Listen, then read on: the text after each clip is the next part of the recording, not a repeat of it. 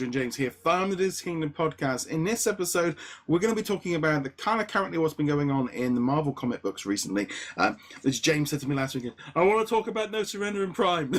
So this is kind of, we've been reading through the comic books. There's kind of a big event going on right now. We're at like episode 8. By the time this podcast goes out, episode 9 will have gone out of the No Surrender storyline. We've also recently had the Infinity Prime countdown kind of storyline event kicking off. So James, what's kind of going through your thoughts at this precise minute? At this precise moment, I'm looking forward to the the upcoming Infinity crossover / event. I will caveat that by saying I really wish they had done it like No Surrender, where it was just a weekly single title rather than Infinity Darkhawk, Infinity regular, Infinity XYZ character, and like I just make it easy for people, single story.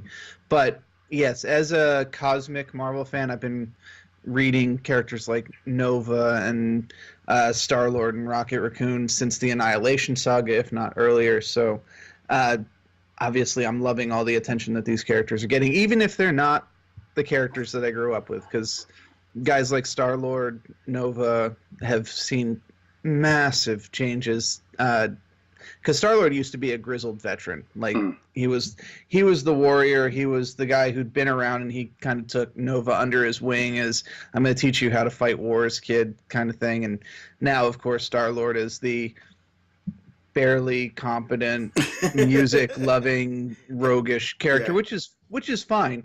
You know, it worked out really well for the movies, and obviously no problem there, but at the same time it's like, that's not the character that I know. Yeah. Mantis, of course, has also been changed quite a bit, and some of the other characters, Gamora and Drax, are both one-dimensional. Yeah, I wouldn't go that far, but they're definitely different dimensional than they used to be, and yes, I realize that is not what that refers to, but they have changed quite a bit. Hello, Gracie.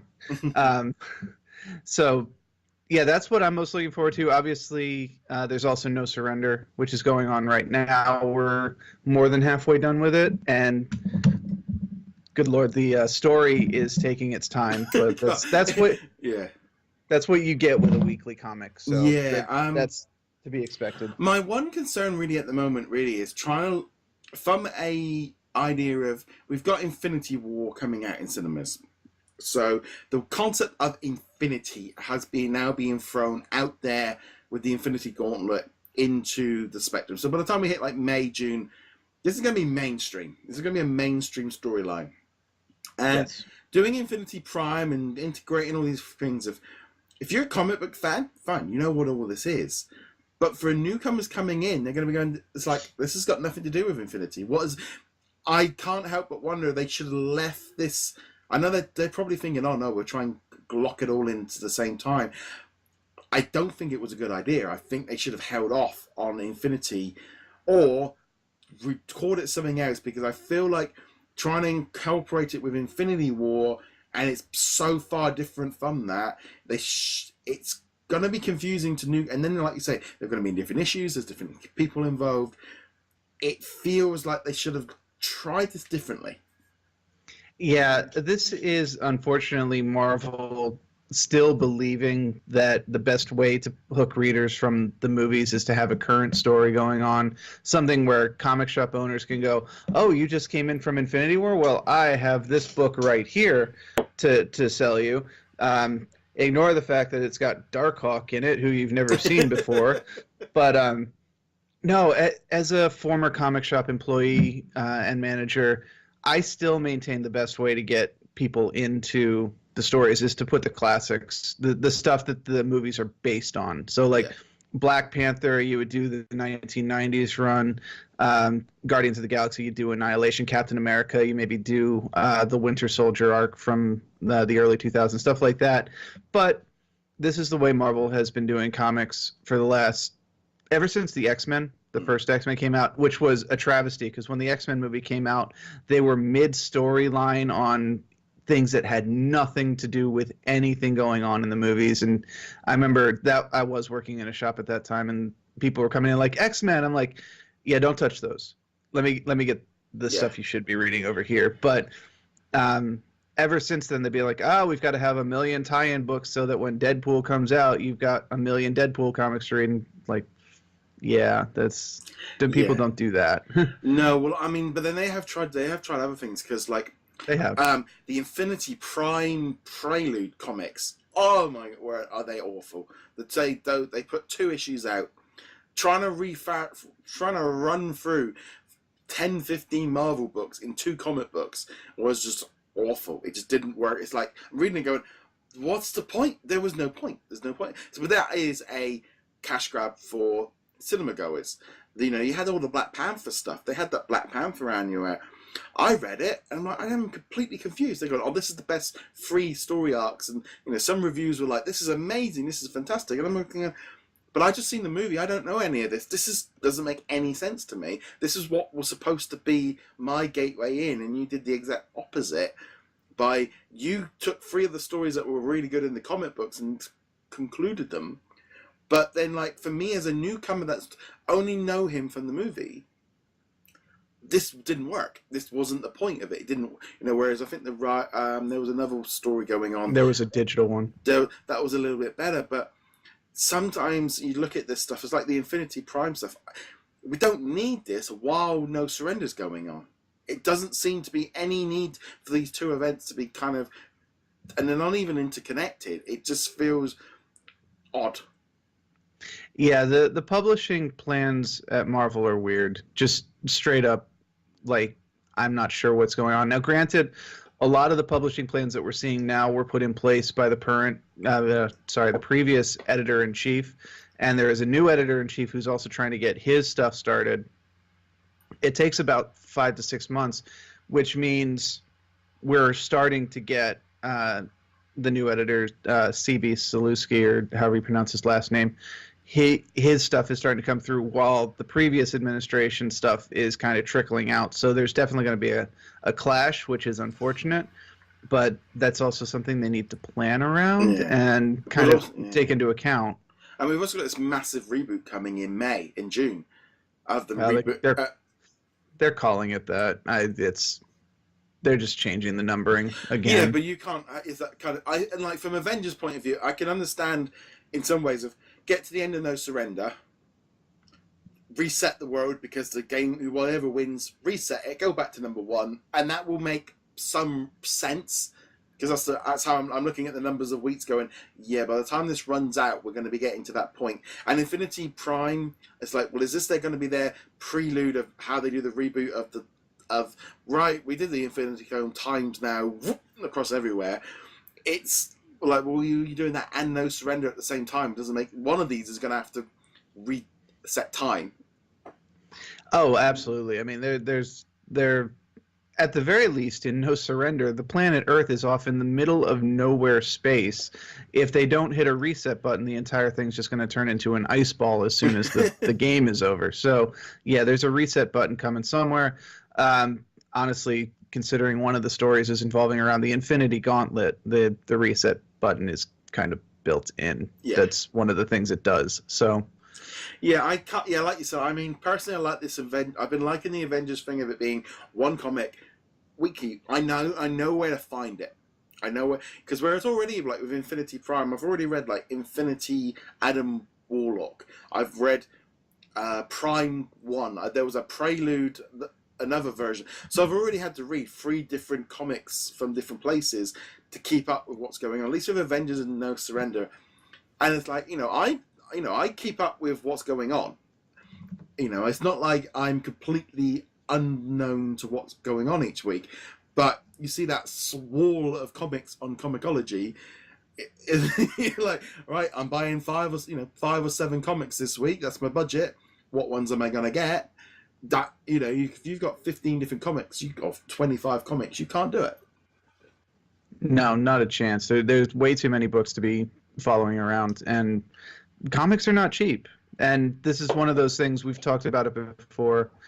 The digital prices need to come down. There's no reason for the digital prices to be the same as the physical copies, especially since the physical copies tend to include the digital copy of the comic, which is fine. It's a great incentive to go into the bookstore because then you've got both of them. But yeah, it feels like you're kind of getting ripped off if you just straight up buy the digital copy. Yeah, I mean, it's that kind of situation of you buy the comic book for $2.49, $2.29, and then you get the digital copy. So you get a physical and a digital copy for the same price of the digital copy. It's the same thing with video games. I mean, oh yeah, of course. It's just a very odd situation. It's like, well, if you made the digital copy $1.99, it'd be a bit. I mean, my problem with buying the physical versions, and I've just got to that point of like, I read it once, and I never look at it again, and I have piles of stuff, and I end up either just throwing it away or chucking it in recycling and going, well, I can't. It's a comic book. I have to keep it. No, I never read it. I never. But you kind of have that mindset, and then also you've got to wait for shipping. You've got to wait for it to arrive. Whereas on my digital, bang, read, gone. You know, and that's the difference.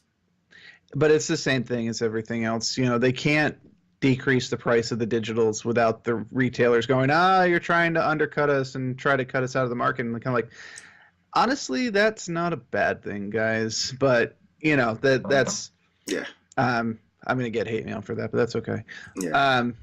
It's also changing subjects a little bit here. It's also worth pointing out that Infinity Countdown #1 is coming out this week, and neither of us have read it, or at least it was planned to come out this week. What was the one with? There was an Infinity Prime one last week. There was Prime, which is kind of the prequel. There was Infinity Countdown Adam Warlock, which was originally Guardians of the Galaxy #151, but Countdown 1 is this week. All right. So I'm not sure which day this one is airing, but it might be airing on Thursday, and people will be like, "Why aren't you why is Infinity Countdown #1 not in this?" And like, well, it's at the time of recording.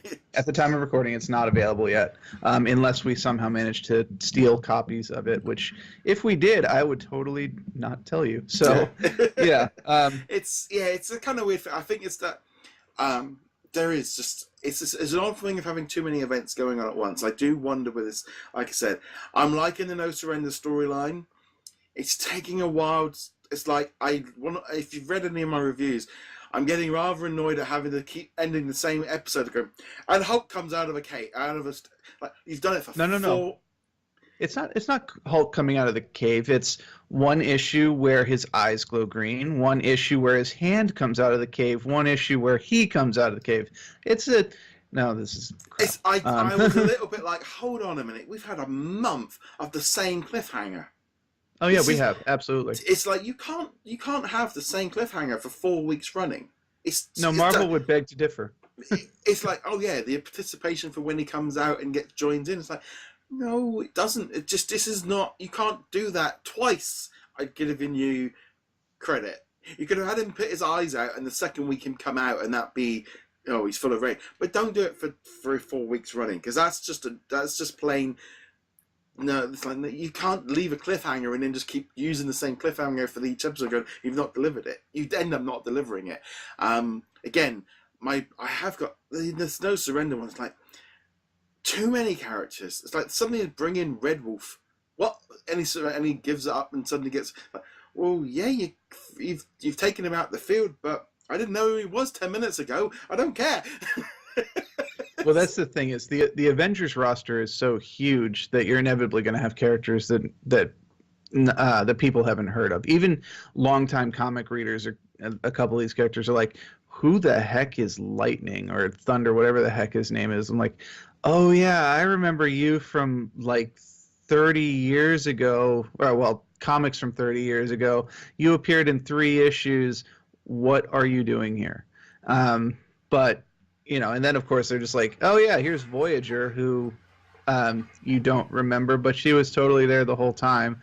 Which actually I'm kind of interested in the character, but it's one of those things where they introduced her, gave her some enigmatic powers, made everyone like, oh yeah, we totally know who Voyager is. Yeah. She was one of the original Avengers, and then not doing squat with her except as like a cosmic taxi. Yeah. It's like, maybe the character that you hyped up as a big deal could actually do something. I'm sure she will at some point, but right now, personally, I think the roster's too big.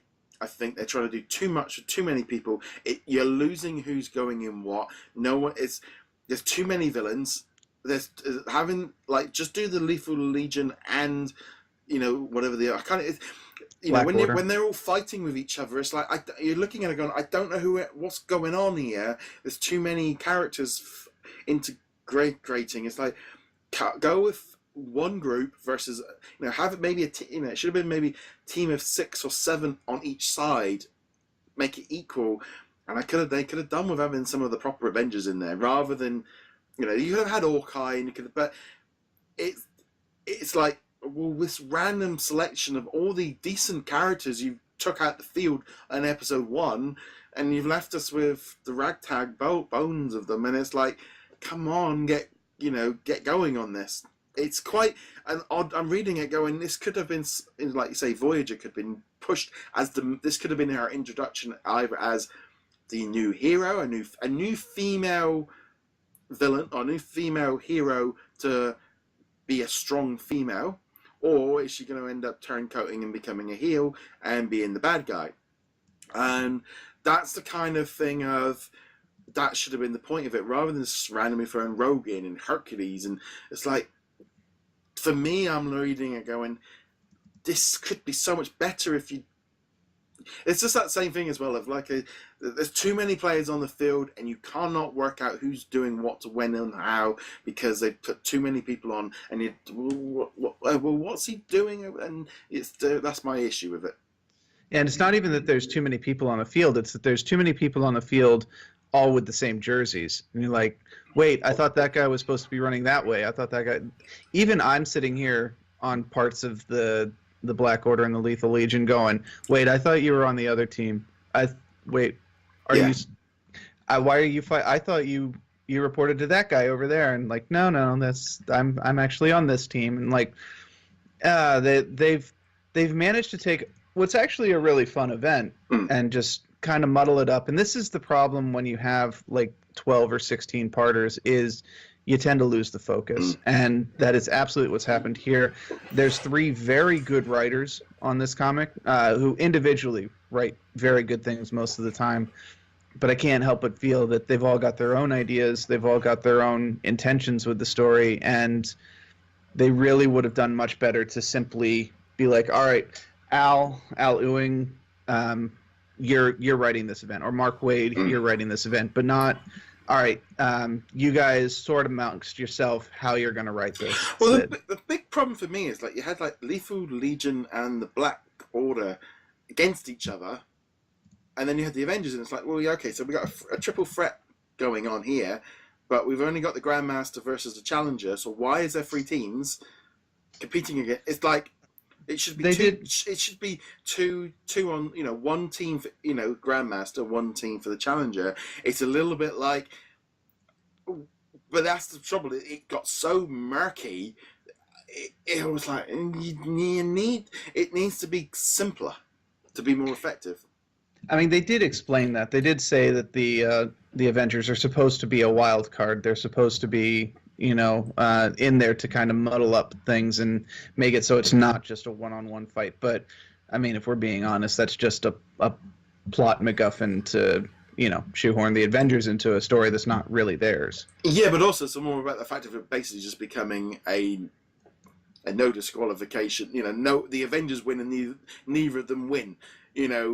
It's, I don't know, it's just, like I said, it's a bit confusing, but if you are reading this comic, the No Surrender one, or the Infinity Fine, let us know in the comments below what you guys are thinking at the minute. Obviously, we're about halfway through, so we'll probably check in again when it's actually finished to kind of go through it all, but let us know in the comments below. Check us out over at DisKingdom.com, find us on all the different social medias, like, subscribe, etc. James, where can they find you? Find me at HeroicLegacy.com. On that note, guys, thank you very much for joining us. We'll be back soon. Later.